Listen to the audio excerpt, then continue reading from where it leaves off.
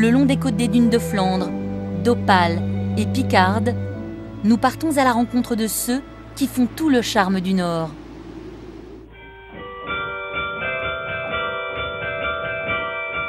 Avant de rejoindre la côte, difficile de résister à l'appel du carillon de la ville de Bergue. Il résonne comme un hymne. Bergue est situé à quelques kilomètres seulement de la frontière belge. Et ça se voit. Son décor de briques et de tuiles est typique des villes flamandes. Et c'est là tout le charme des villes frontalières. Sur la côte, Dunkerque ne fait pas exception à la règle. Tout rappelle ici son influence flamande.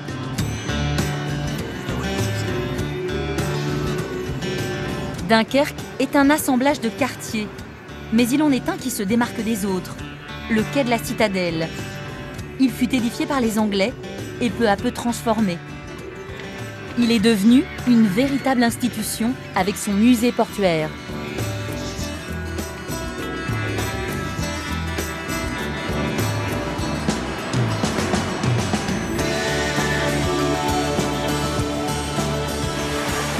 Pour simplifier, Dunkerque est une ville à deux faces.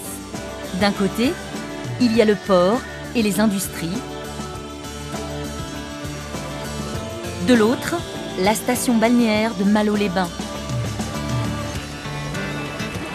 Son rivage de 4 km de long lui vaut le titre de reine des plages du Nord. Elle est certes moins fréquentée que celle de Normandie ou de la Riviera. L'avantage, c'est qu'on y trouve toujours un coin pour poser sa serviette. Sur les terrasses, on y devise en ch'timi, le patois local, en dégustant les bières blondes qui font la réputation de la région.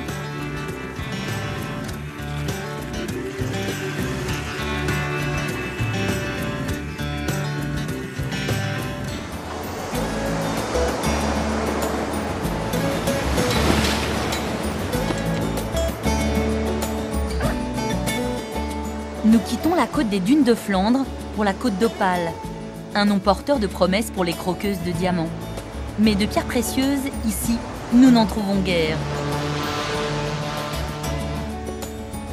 Non, ce qui attire notre attention, c'est le balai incessant des ferries au départ et à l'arrivée de Calais.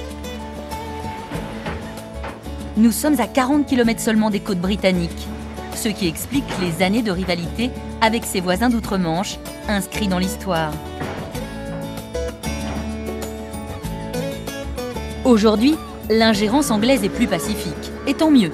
Grâce à ça, Calais est devenu le deuxième plus important port de voyageurs au monde.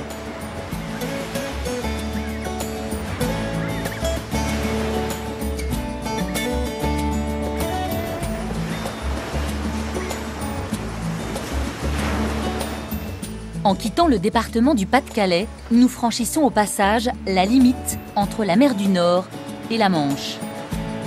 Au loin, 2 sentinelles de calcaire montent la garde sur la frontière de mer. Les caps Blanc-Nez et Gris-Nez accueillent chaque année 1 million de visiteurs venus des 4 coins du monde. L'un d'eux, le poète Kenneth White, décrit les falaises comme un lieu d'où non seulement on peut voir grand, mais où l'on peut s'ouvrir à l'univers. C'est tout dire.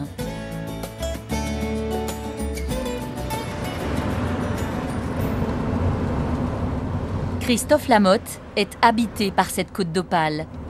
Elle sert souvent de décor aux films qu'il réalise, dont certains plusieurs fois primés.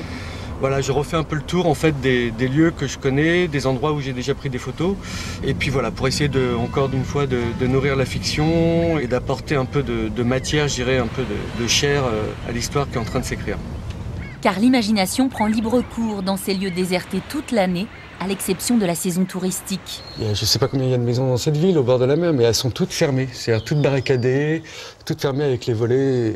Et c'est dingue, ouais. Il y a plein d'endroits comme ça sur la côte qui sont, on a l'impression qu'ils sont vraiment à l'abandon. Alors évidemment, l'été, ça revit un tout petit peu, mais pas plus que ça, il reste quand même pas mal de maisons fermées.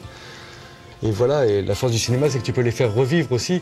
Mais en même temps, je trouve que ça peut garder cette âme un peu, cette étrangeté. Christophe observe, s'imprègne de cette atmosphère où le temps semble rester suspendu. C'est alors le regard du cinéaste qui prend le dessus. Parce qu'il y a la mer, parce qu'il y a la campagne, parce qu'il y a des zones en friche, il y a des zones industrielles, parce qu'il y a des lieux un peu déserts, un peu désaffectés, parce que c'est une ville qui a été reconstruite après la guerre. Et j'aime bien ces lieux qui sont un peu entre deux. Voilà, c'est des lieux qui pour moi sont à la fois dans la nature sans l'être. L'Overport, c'est ça, il y a la mer, il y a le sable et en même temps il y a cette friche industrielle qui est plantée dessus. L'Overport est comme un décor laissé à l'abandon dans un studio de cinéma auquel on est capable de s'attacher pour la vie.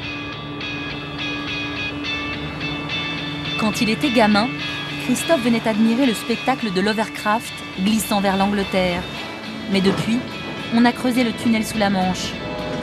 Le Pas-de-Calais s'est transformé en plaque tournante de l'Europe en quelques années seulement. Pas de quoi en faire un cinéma, mais la trame d'un bon scénario sûrement.